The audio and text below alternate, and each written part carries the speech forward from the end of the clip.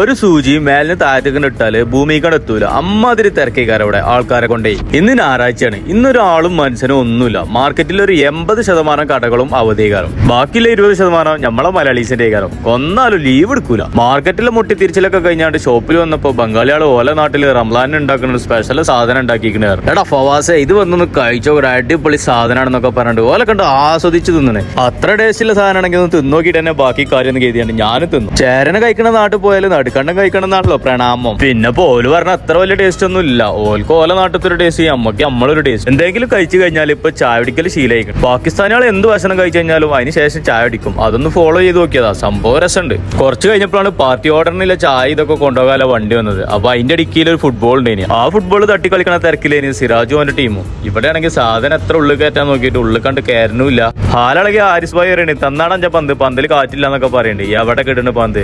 ഇവിടെ ആണെങ്കിൽ സാധനം ഉള്ളിൽ കയറ്റാല തിരക്കിലും. ലാസ്റ്റ് പന്ത് കിട്ടൂലെന്ന് മനസ്സിലാക്കി ആരിസ് ഭായി തോറ്റ് പിന്മാറി.